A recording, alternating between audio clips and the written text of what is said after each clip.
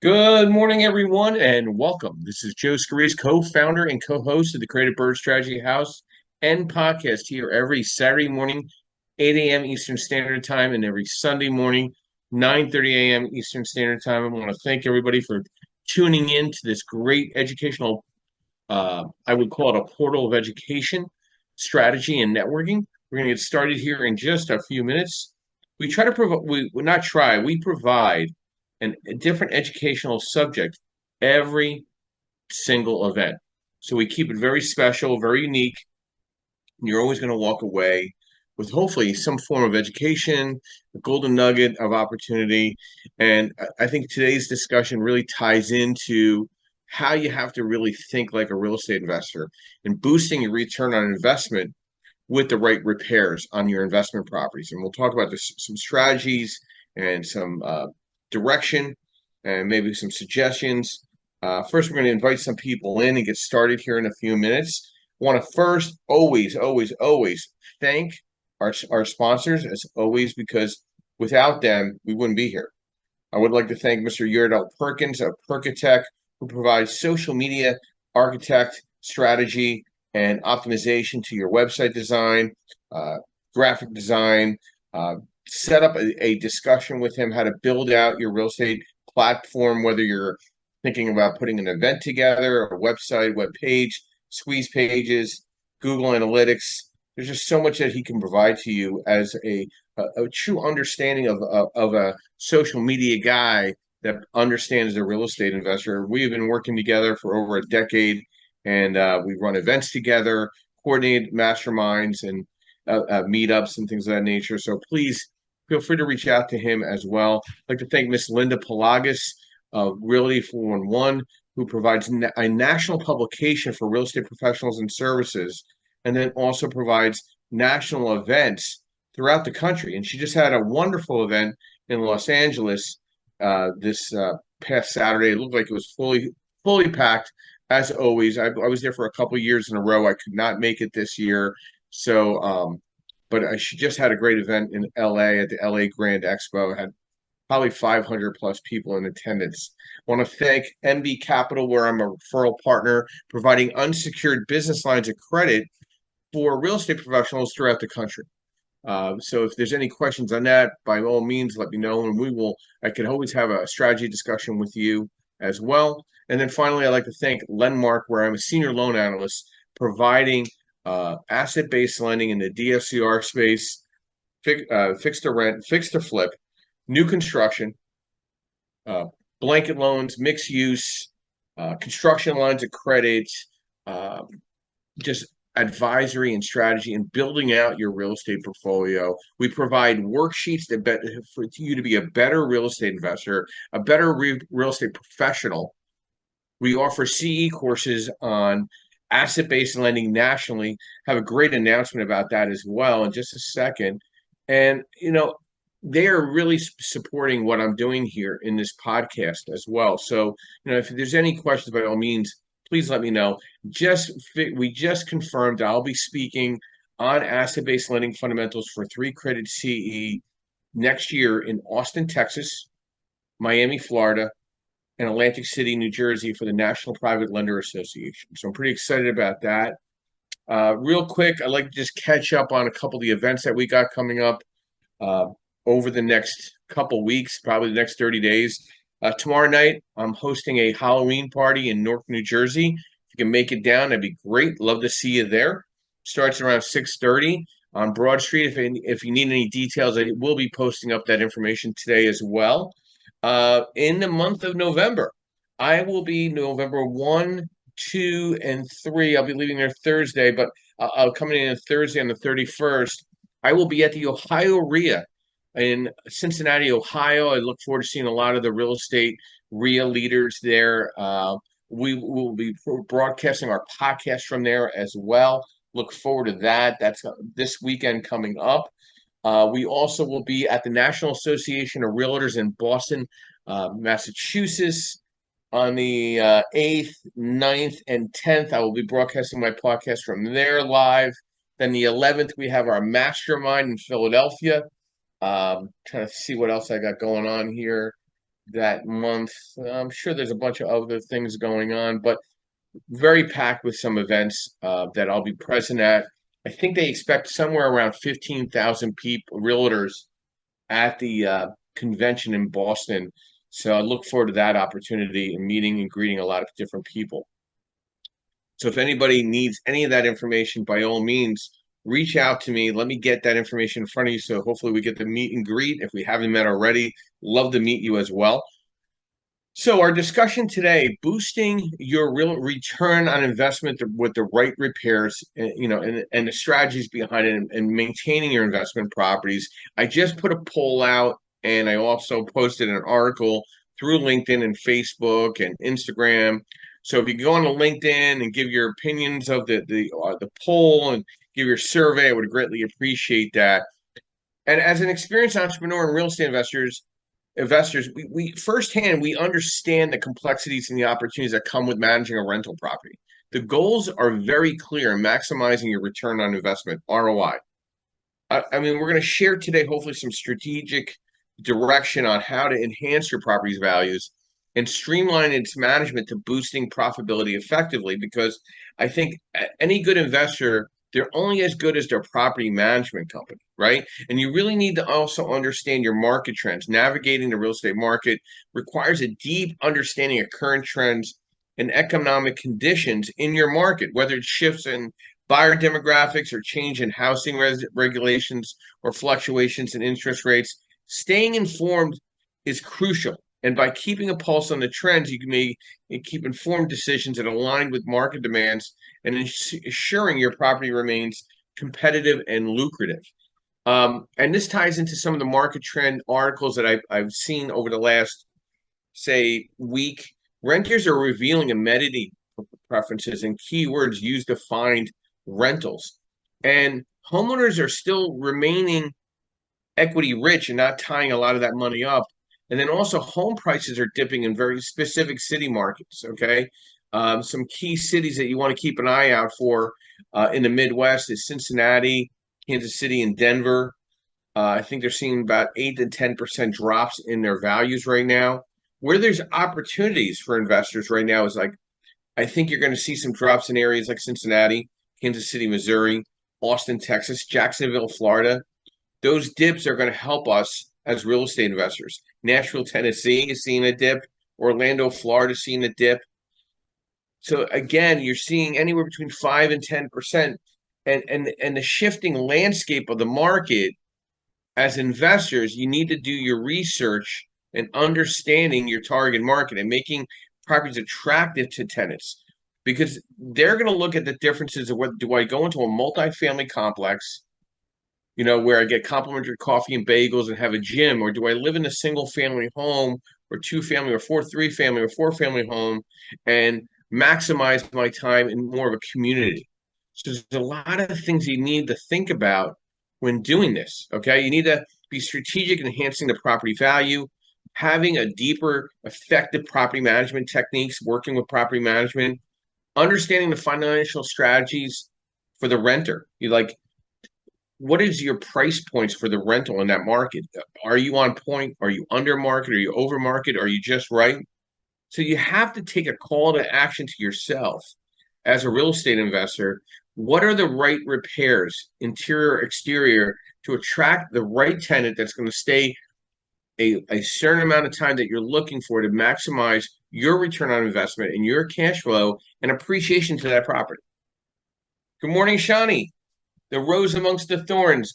Been a long time. Great catching up with you a couple weeks ago. Brief overview who you are, what you do, and thoughts to boosting your return on investment with the right repairs. Hey, good morning. Yeah, it's been a long time. I actually stumbled to this room, but there are no accents. I'm like, oh, I'll get to make this room a little bit, a few minutes before I actually leave for church. But so my name is Shawnee. I'm actually located in southeastern Pennsylvania in Bucks County. I'm a licensed real estate agent and investor. I've been in the business for 15 years, and I work a lot with clients. So rentals are always something that's on my plate.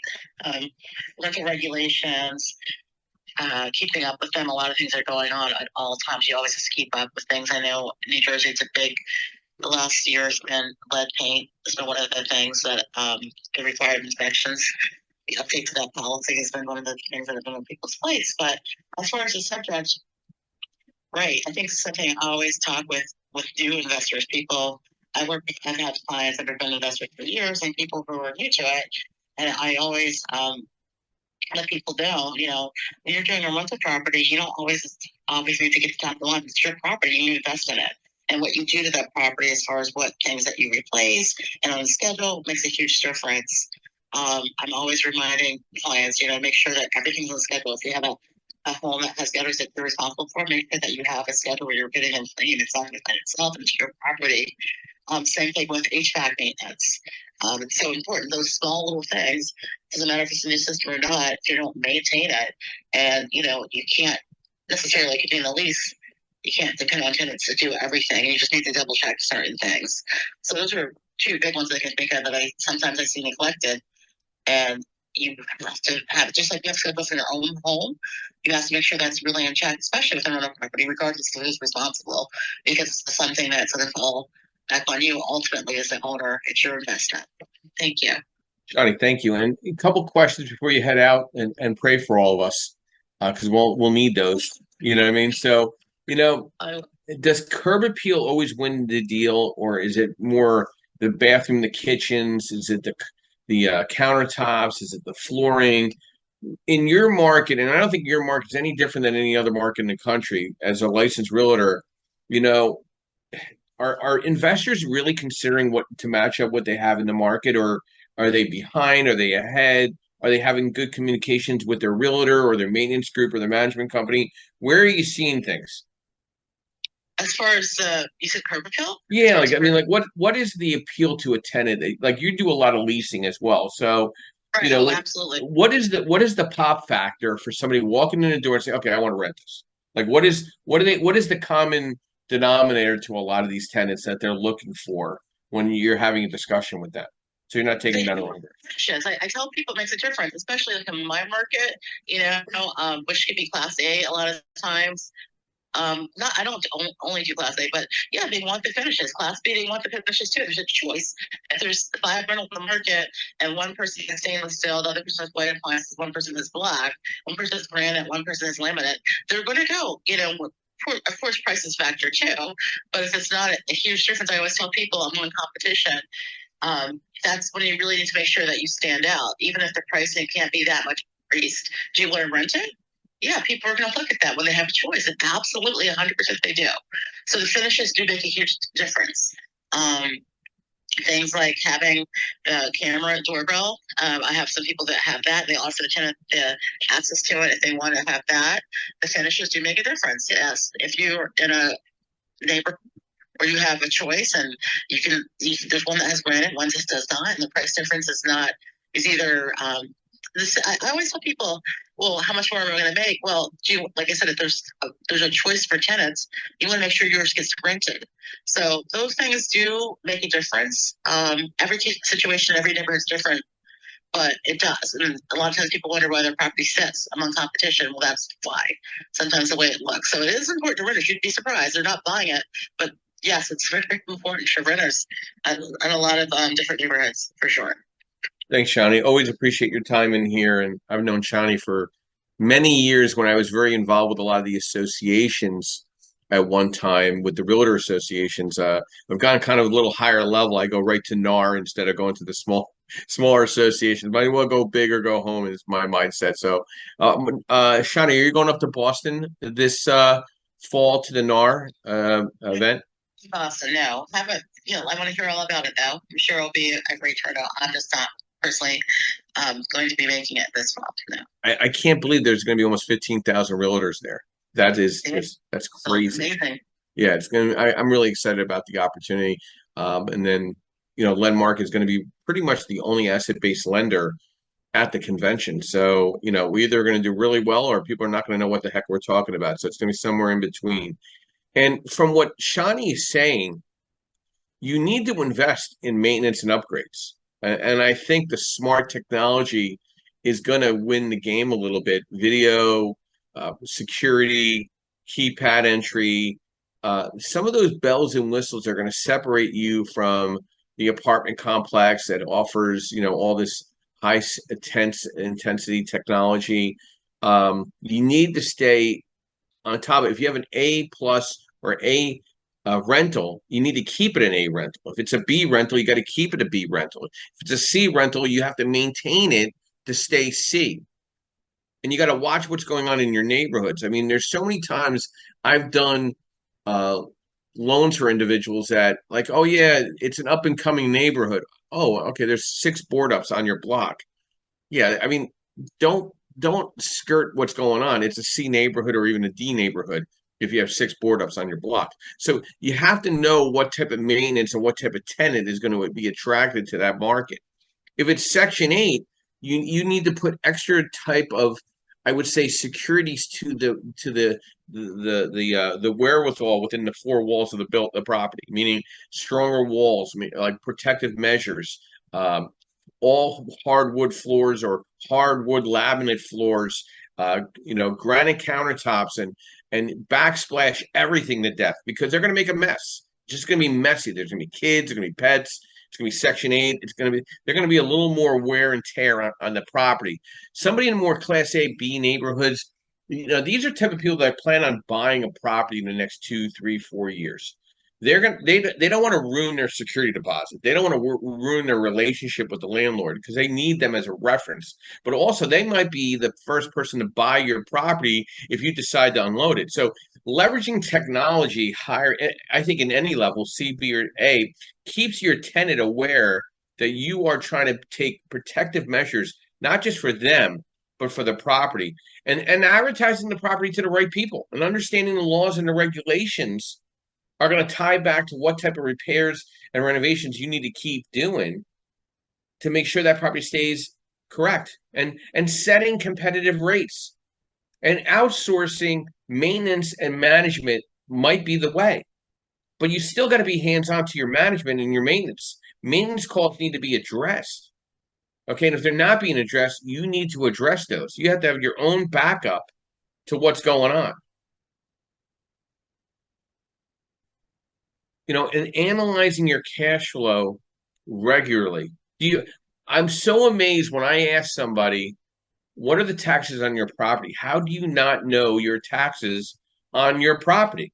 How do you not know the insurance for the year on your property? How do you not know these things? How do you not know your operating expenses on a monthly basis?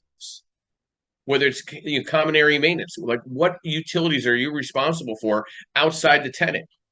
What other costs are you responsible for? How do you not know that? And tying that in and monitoring it to the local market conditions and making informed decisions with a power team, your management and your maintenance service, and identifying the right quality tenants, not just sticking a warm body in there, and handling rent collection, proactively managing maintenance and repairs. These are things you have to consider. You're not buying a pet, you're not buying a bicycle, you're buying a home. You're buying an investment property that's going to provide a return on investment to you over the next 30 years, hopefully. Deborah, good morning and welcome. Brief overview, who you are, what you do, and thoughts to our discussion. Boost your return on investment with the right repairs. Good morning, Joe. Deborah Adamy, realtor in Las Vegas, Nevada. It's good to hear Shawnee this morning and love to hear you, Joe. Everything you both said about rentals is so true. When I take a rental person out to look at a house, they look at all those things. It's kind of like just like they're buying it. So everything, that you're saying is so true. They like the hardwood floors and they like everything modern, just like, upgraded. So, but then it's true, Joe, you have a place like, 4th Street, where or you have a place in Summerlin. It all, depends on where the location is, but most renters want all that stuff. And I was just looking over the stats on people moving here from California.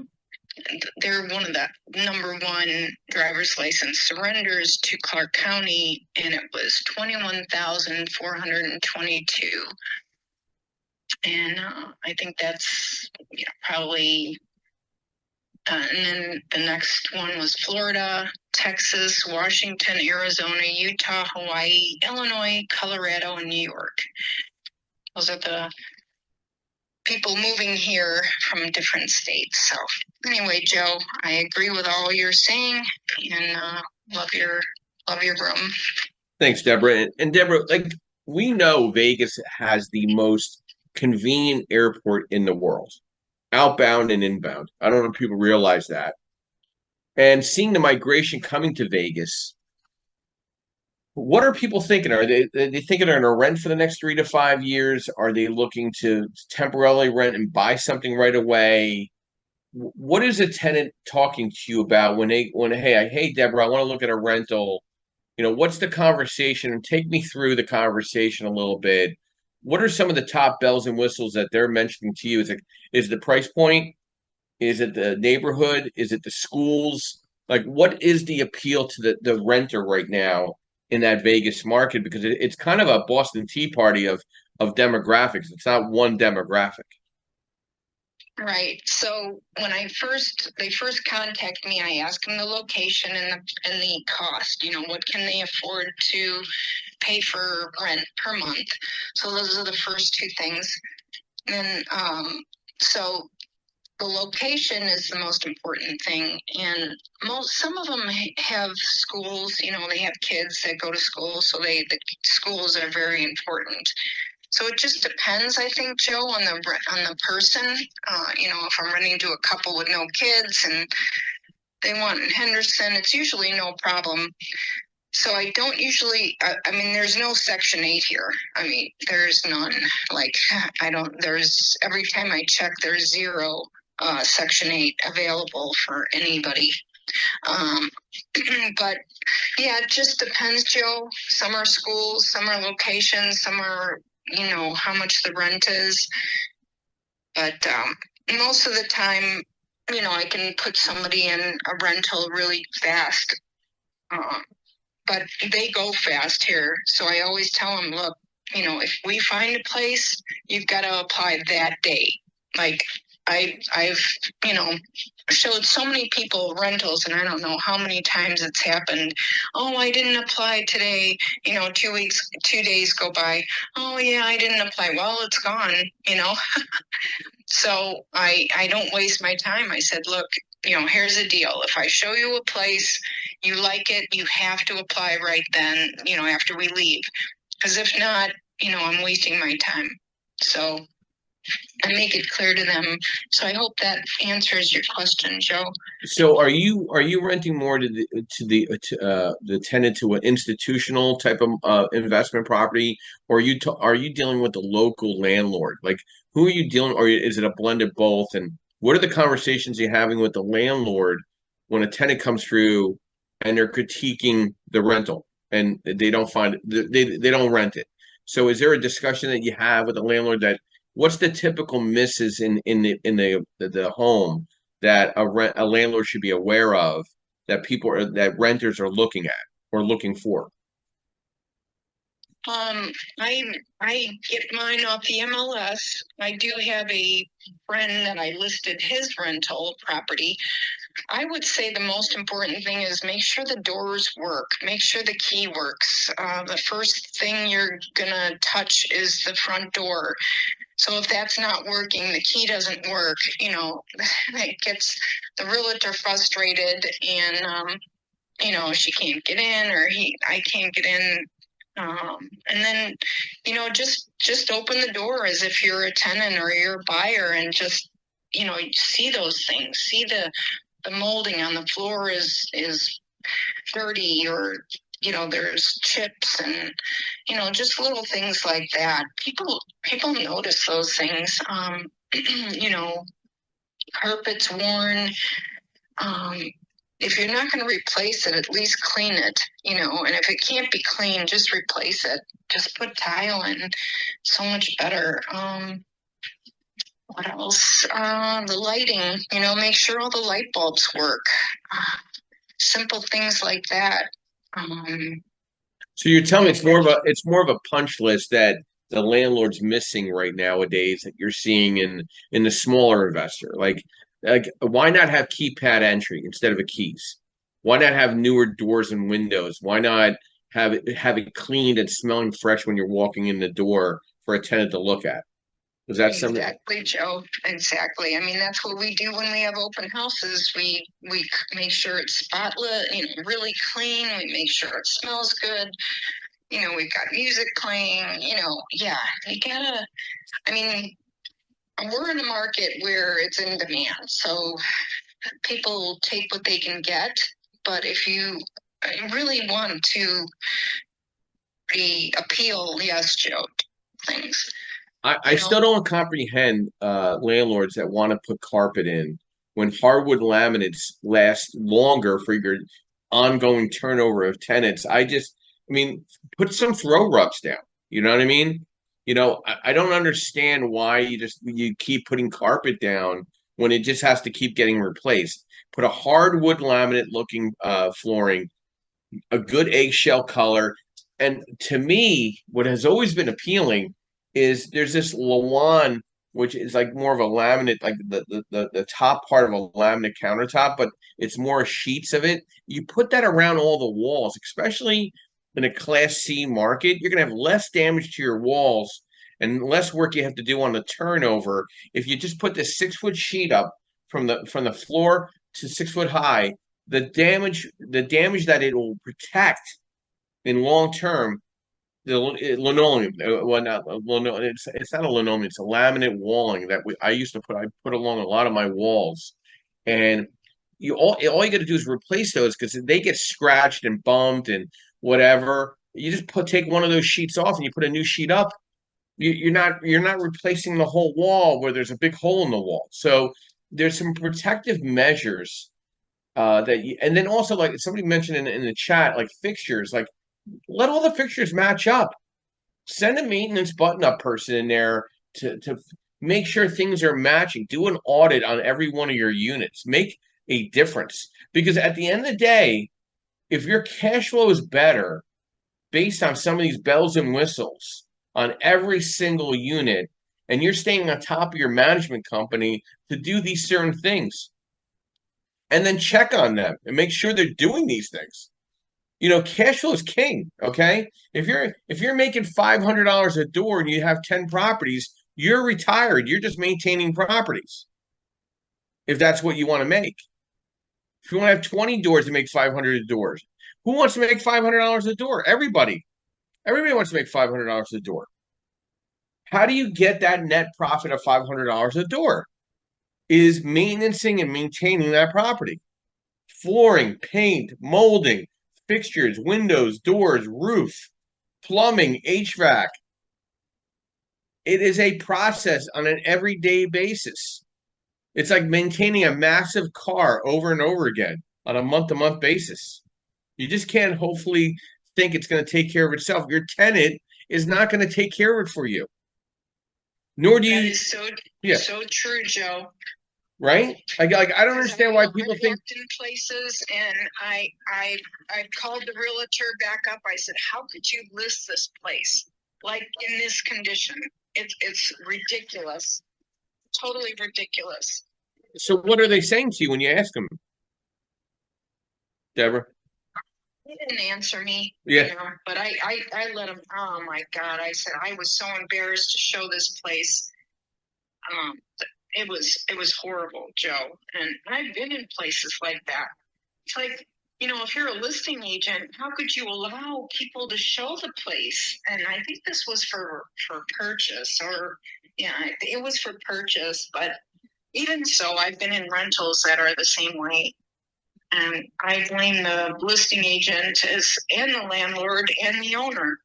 It's terrible. And we walk in places, we know when the landlord is skimping on money, trying to save money and not doing the repairs, Joe. Yep. Well, this you can always tell. This is also your property management company real quick when you test them out, Deborah. I have a client that just gave four properties to a property management company, and it's about 3-4 weeks. Nothing has happened. Nothing. Like, where's my inspection from the property management company telling me that everything's good to go to rent the property? Where's the property listed? Like, nothing. So if the property management company is not working with you in outs and in getting tasks done, like I have to defend somebody like Joe Martella, who's typically on here as a moderator. He self-manages. He's the only person he can blame. Like, why aren't you doing a walkthrough of your property at least once a quarter, finding out what's going on in that property, or and allowing it, that should be part of your lease, in doing a personal inspection on your units up and above the property management company. You're going to trust a third party for your investment and your return on investment the whole way through? I think that's insane. Yeah, and to even list a property and not go see it, like walk through it yourself. If you're putting it up for rent or walk through it. Well, I mean, listen, you put that in the lease that you were allowed to do a walkthrough every 3 months. The tenant has to allow you with 48-hour notice with the management company. And then now you're seeing exactly what the management company is looking at with you. And why isn't this being attended?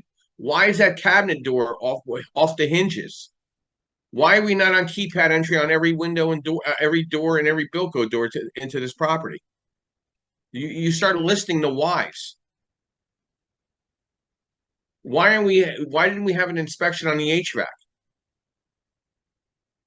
How long ago did we have an inspection on the plumbing in the basement? Or the electrical box? Is our electric up to code? Are we meeting all code for if it's Section 8 or affordable housing? When's the next inspection? I mean, these are very important questions that you need to ask if you're going to be a successful real estate investor and a real estate professional. This is not new. You got to be honest every single day. Okay? If you want to make $20,000 a month in income, you need to be strategic in boosting your ROI all times. Again, thorough market research, looking at your tax incentives to take advantage of better cash flow, hiring help up and above your management company, people that are go-to people. And then obviously considering efficiency measures and smart technology measures to improve the security to that property. Because if that tenant knows there's video outside their home, they're going to be also concerned about anything they do as well, you would hope. Justin, good morning and welcome. Brief overview who you are, what you do, and thoughts to our discussion this morning, boosting your ROI with the right repairs.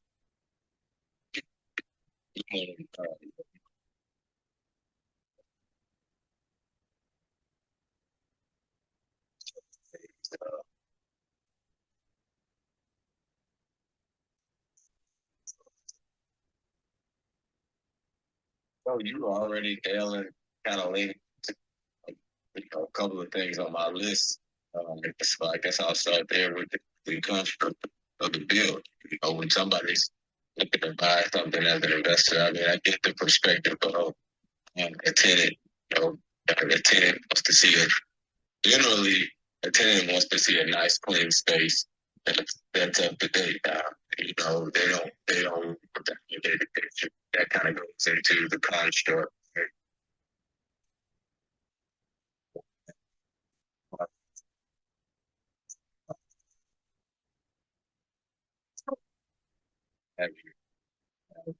Every place that if I'm looking to buy an apartment, something like that, hiring, it may be a concern because certain updates that I might want to add, features that I might want to add to my managed project management, property management process, affected by something like that, based on what the technology requires. A bunch of things coming.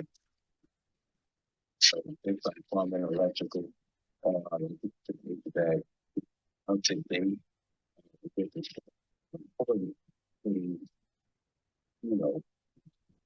I'm not worried, but one,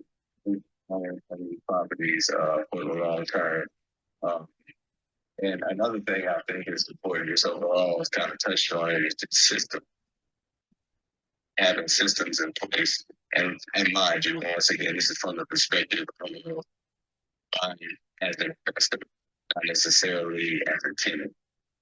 But yeah, if I'm looking at a property, I want to see as a previous owner had some systems in place that I could possibly improve. And also, that you're tracking things on the property that also might be a good indicator of the information you're giving me can be traced to something. So that I'm going to be trying to underwrite on. So all of those things I think play into a factor. Looking at a good property to acquire, or looking at a good property.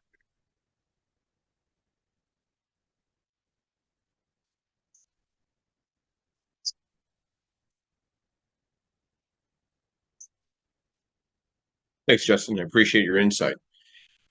One thing I'm hearing from what Justin's talking about is, do you really understand setting competitive rental rates? So many times I have people call me and they say, well, listen, we know the future rent is going to be this, but the rent is currently this. I want to do a debt service coverage ratio loan based on the future rents. Well, the only way that I could do that is if you're going to enhance the renovations to the property, and I could look at the market rent, and you got to get a new lease signed. Well, I need to put $15,000 or $20,000 into the property. So then why are you doing a DSCR loan? Why don't you do a fixed to rent loan, do the enhancements, increase the rents, do a bridge loan, restabilize it, get a better value on the back end in appreciation along with the rents, and then refinance it? Why would you in any way want to chase the carrot, meaning your money that's out of pocket? It makes zero sense. And why would I use a future rent if I know now you need $20,000 to get to that rent? Have common sense as a real estate professional. I know it's tough. Common sense is really tough to think through. I get it. I'm with you. But you have to think this through. You have to understand what you're looking at when you're buying a property, and it needs love, but you want the love value on the back end all at the same time. It doesn't work that way. If you know the property is under market on rent and know it's $20,000 away from that rent, why don't you just do a rehab loan to restabilize it and understand what the back end value? And if you still have some money stuck in the deal, now your cash flow is better, and you're going to make all that money back in a very specific way timeline. And you need to understand what that timeline looks like. And then you got to maintain that property condition, right? You got to minimize vacancy periods. You got to optimize operating expenses, and you got to enforce lease policies. Myself and a gentleman down below, I think he's still in the room, Joe Polidoro, and I were at an event yesterday. That's why we couldn't be on a podcast. The young lady that did the presentation talked about her lease agreements and how she optimized and enforced the lease policies. And it's sometimes you have to consider professional management and property management, but you have to be part of the process. You just can't expect them to fragrance the room, the apartment, to make it smell nice when a realtor brings one of a prospective tenant through. I'd be making sure that there's your own maintenance group going in there up and above the property management company. I trust nobody but myself and my team. And I think people are so dependent about outsourcing, they forget about the hands-on personification to an investment property. Mr. Joseph Polidoro, good morning and welcome. Long time no see. Love to get your insight on the event we went to yesterday and thoughts to boosting your return on investment with the right repairs. Thank you, Joe. Joseph Polidoro, wholesaler and realtor, South Jersey corridor market, everything south of Trenton, the state of New Jersey, down south. So yeah, the discussion we had yesterday, this woman had this presentation and she was spot on. She talked about a few highlights. First and foremost, getting an attorney to write a lease that is familiar with the market that you're in. don't go to, lawyer.com or one of these national type lawyer brokerages that, we specialize in New Jersey. You'll find somebody that is referred by other people, other investors, an attorney that, does real estate specifically or understands tenant laws in the specific state. And then they're either county specific, or if you only invest in a few towns, look for somebody that services those towns who really understands that community aspect. And is this a Section 8 rental market, or is this a retail only market like somebody else was mentioning in Las Vegas market? So that's a big staple. Another big thing she talked about was the lease itself and how, all her tenants, she runs her business, her rentals as a business. So all of her leases state, if you are late, you pay $150 late fee. She talks about how it was so high because, you should not ever want to get to that late fee. And then, she'll even take, the tenants to court and, try and get them to, some of these tenants think that they could get away with, not paying these late fees, but they owe $5,000 in late fees. So she, has that trusted attorney. She said she talks to him at least 3 to 4 times a week, get an update on all the properties, any other insight that he's learning. So she really leverages him as a resource to, understand the changes in the state of tenant law and lead-based paint. And, one of the markets she invests in, I know this because I also do business in that specific town, but they got a grant recently from the state for any houses that have lead-based paint. The town, you can utilize the grant to remediate it, and they have, painters that they recommend. So understanding your town and your area on a specific level, if that means going out to town hall meetings and making an introduction with the code enforcer or zoning, let them know who you are if you intend to be an investor in that specific town or that specific county long term. If your goal is to, just own a couple properties and you live a few states away, then, that some of those things might not be to you. But, it might be worth asking your management company, are you doing these things? Joe, you hit it spot on, and we talk about this all the time. Find out what the local zoning department is pissed off about. Like, what do they dislike about the landlords in their market? And don't do them. If your rental market is strong, that means people are making money. There's a little hater mentality to a zoning officer knowing that. So you got to stay on top of your game, whether it's through your management company or yourself. Like Joe and I had a meeting this past week with one of my big investors, and we talked about like why isn't that team going to the zoning meetings in the towns where you have presence or ownership or trying to buy properties? Why hasn't one of you gone to a council meeting to see who are the key players in the room? There's not that many at a council meeting. If it's a small town, believe me, there's 20 people. It's the same 20 people that are there every month. You'll get to know them real quick because they love to talk about others and themselves. It's a very egotistical room, believe me. Egos are big, and you'll learn a lot about what's going on in your rental market. You want to be always concerned of vacancy. It's the biggest problem in making cash flow and return on investment. Why isn't your unit rented? Why? Don't keep blaming it on other people. You got to look at yourself every once in a while. If I walk in and it smells like shit, that's probably the reason, right? It's definitely a selling point, a non-selling point. So reality will settle in. If your place is empty for 3, 4, 5 months, you can only either fire everybody and reset the whole scenario, or figure out what is not going on, bringing your own third-party expertise to it. And Joe, I'd like to get some added thoughts to that as well. Yeah, another thing I was thinking about, kind of as living in Jersey, you experience every season. So you have, super hot summers, and you have frigid winters. If you're filming your property and the grass looks a little bit overgrown because it's been sitting on the market for 2.5 weeks, and you notice that you have something pop up in an appointment that comes up on showing time or whatnot, and they go out there and they're trying to navigate through the grass, and it's up to their shins. That could be, you could have filled that vacancy, and now you've lost it. So same thing, in the winters, shoveling snow.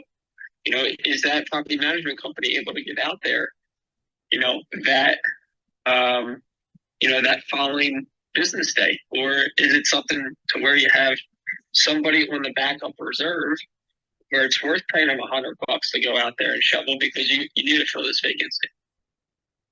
Great stuff, Joe. I appreciate that. Ariane, good morning and welcome. Brief overview, who you are, what you do, and thoughts for a discussion, boosting your return on investment with the right repairs. Ariane, you know how to unmute? She's new, so everybody give her a quick minute.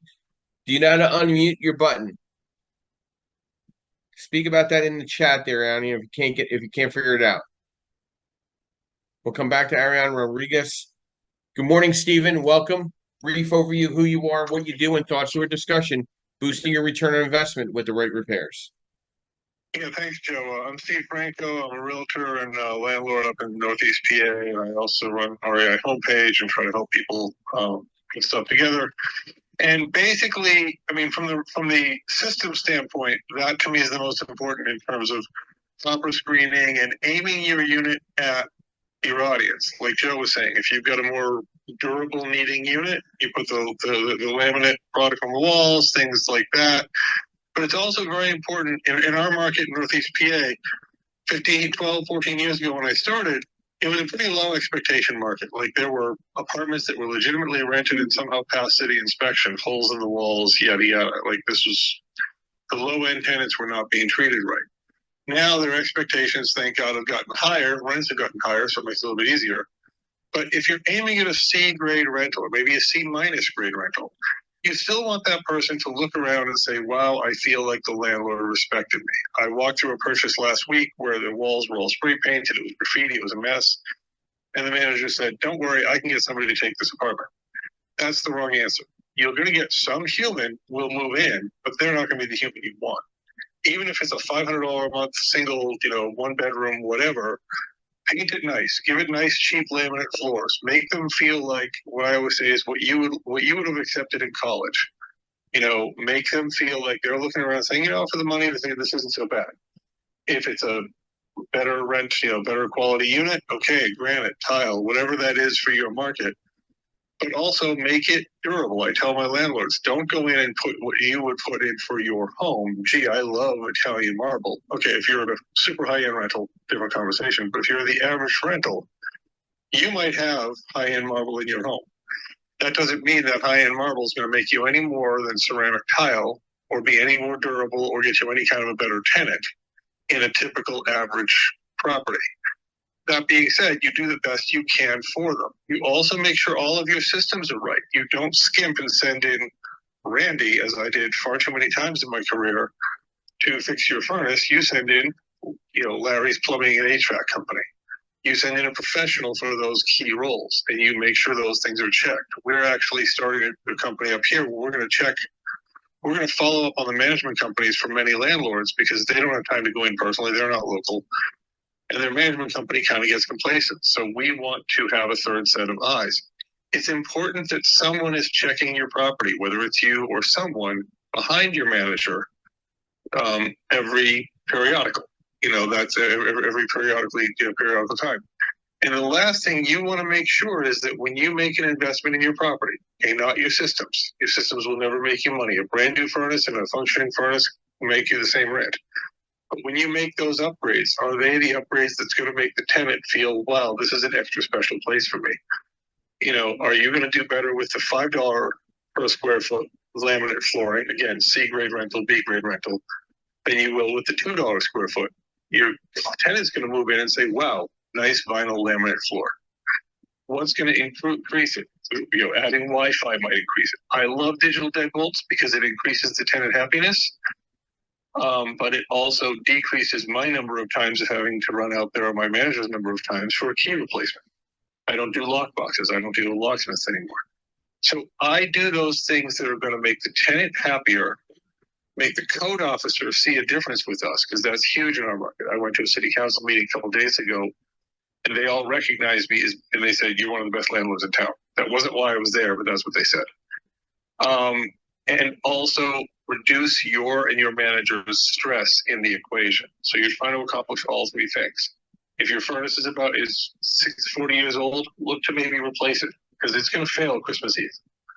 So it's about improving tenant happiness, improving apartment durability, reducing your stress, and making your unit slightly above the rest of the market. And in my opinion, your rent slightly below. If you're trying to get every single dollar, you're going to have a smaller pool of tenants that are going to come to your door. If your rent's a little bit lower, you're going to have a wider pool of tenants, and you can pick the cream from that crop rather than the cream of the other C word. That's pretty much what I have, is really focusing on making your units strong for the tenant and strong for your operation. Great stuff, Steve. I appreciate that. And, I think he hit it on point. He went to a council meeting. People know who he is. There's a reputation and branding there.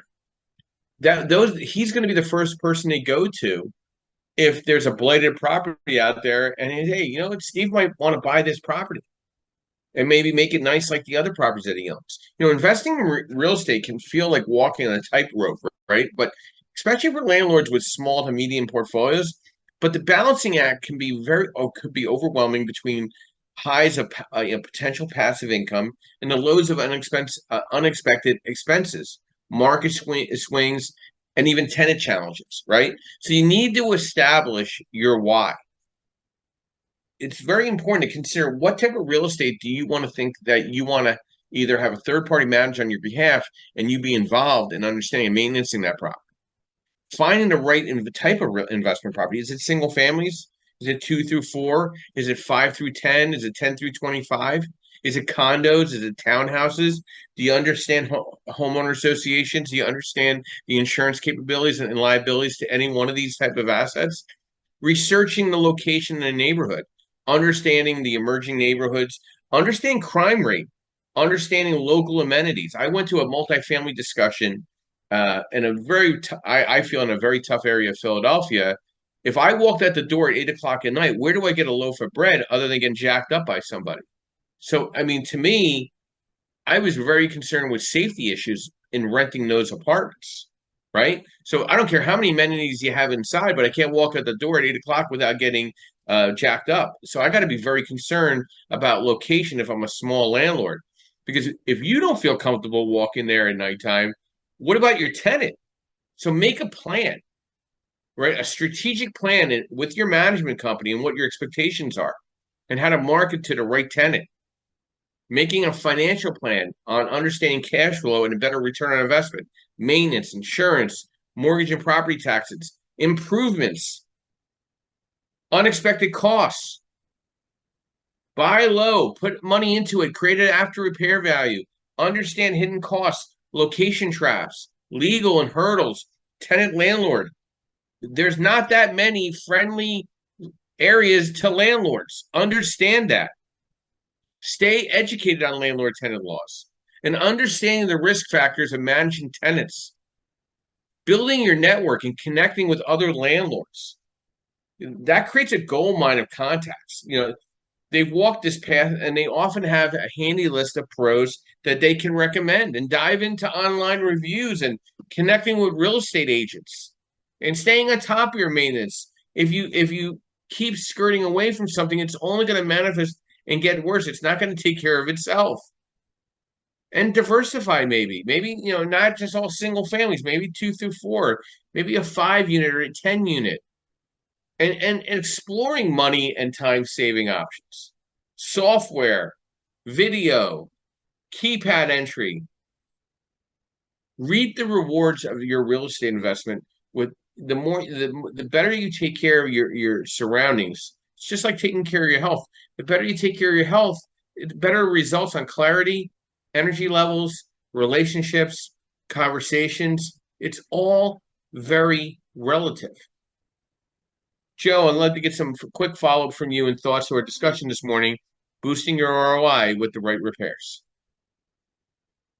Joe Polidoro, going once. There you go. Yep. Yep. Yeah, I think Stephen talked to, an interesting point about, and if I was understanding it correctly, hiring some sort of third party type service to kind of keep eyes on your management company. Stephen, is that kind of pinning on the head of what you were saying there? I don't know if he's allowed to unmute too. Yep, I'm here. Yeah, exactly. We actually have a company that people can choose to hire at a small quarterly rate, like $20 a visit, whatever. You go in and go through a checklist. And it's not about following from the management company.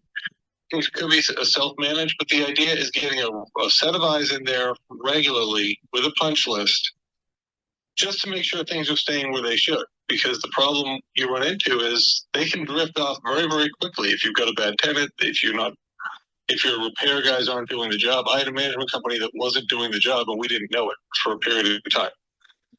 And that's why we did it. Does it make sense at that point just to create a management company and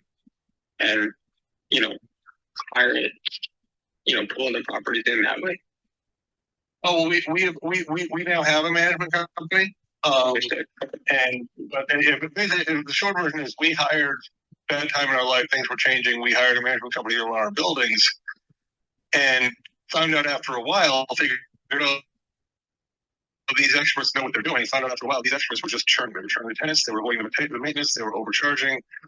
So we started double checking, and then we started offering the service to other landlords and discovered that people love the idea. They love the idea, whether they're self-managing or not, to have a tail come in afterwards. Mm-hmm. So not trying to do the work, just trying to say, here's the situation. Yeah, and it's worked out pretty well. Okay, so maybe it's even something like they give you, and maybe just to help your business out a little bit, Stephen, is I think somebody mentioned earlier about having something written in the lease to where every 3 months you're going to check up on the property with of course, with the management company like you and them. So maybe that company that you have acts as an extension of you if you're an investor that say is 3 states away, or a W2 professional that you can't get out there unless it's the weekends, and the management companies don't work on the weekends. Maybe that's an angle that can be played. Well, exactly, and actually, we have the 3-month thing in our lease, and we also have 24-hour notice. And for these follow-up people, we like more random. Yes, 24-hour notice, of course, whatever, because a lot of times what we catch, if I show up at the tenant's house at 8 in the morning and there's baked chicken on the stove, unless they're second or third shift workers, that wasn't breakfast. That means they're leaving road food out overnight. Mm-hmm. So, but it's very important that whatever you do, especially in a contract law state like Pennsylvania, whatever you do has to be in your lease. Some states are limiting about how often a landlord can do things. Some states are a little more random, but it's got to be in there. It's got to be in the agreement. And you do have to make sure that your agreement complies with state law. Don't take my Pennsylvania agreement, plain language, and then take it to a state that has different rules. Yeah. No, that helps. So go ahead.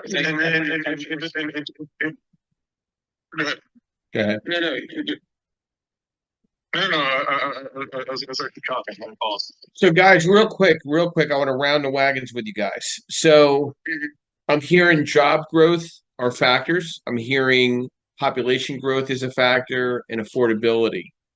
So, Joe and Steve, final thoughts on affordability based on location, price to rent ratio, and fixer uppers.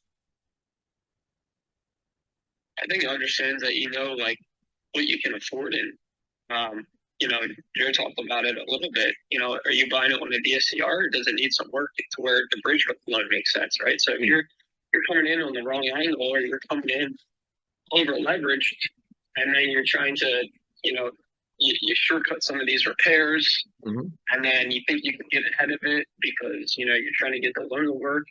But then when somebody goes out to list the property for a lease, and the maybe the molding is falling off from the bottom, or it's angled incorrectly, or the light fixtures aren't all the same, and it's just sloppy, and you can just tell, like, hey, it's going to cheap out on it.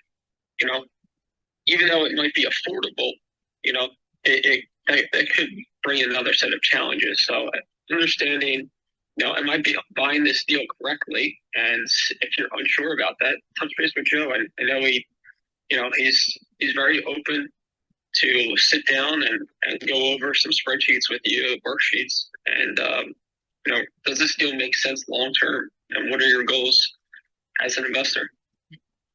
Thank you, Joe.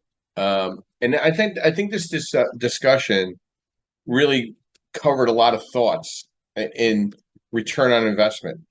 Because as a real estate investors, there's going to be challenges, right? Market volatility and economic factors, financing and cash flow management, tenant management and retention. You got to understand legal issues. You have to understand property maintenance and management. You have to understand your market competition, rising insurance costs, and finding reliable contractors and vendors are very important. So I want to thank everybody this morning. Another great discussion on understanding boosting your return on investment with the right repairs. I want to thank our sponsors. I would like to thank Mr. Yardell Perkins, my co-founder and co-partner on this podcast and Clubhouse Room. With your Perkatech, reach out to him to discuss social media strategy and architecture to your website and your optimization. I'd like to thank Ms. Linda Pelagas from Realty 411, providing insight and national publications and events throughout the country. I'd like to thank MB Capital, your unsecured business line of credit referral program. Anybody interested in discussing that, please reach out to me as well. I'd like to thank also Landmark Capital, providing asset-based lending, DSCR, fixed to rent, fixed to flip, new construction in the single family and multifamily space, as well as mixed use nationwide. And my quote this morning, I'd like to throw this out there. I always love to give a quote. Judge no one, just improve yourself. Everybody have a blessed Sunday morning. Please take care of yourself. We'll be back next Saturday morning, 8 a.m. and next Sunday morning, 9:30 a.m. with another great subject matter to provide to you insight, network, strategy, and connection. And I'll be ending the room in the next 30 seconds. And thank you.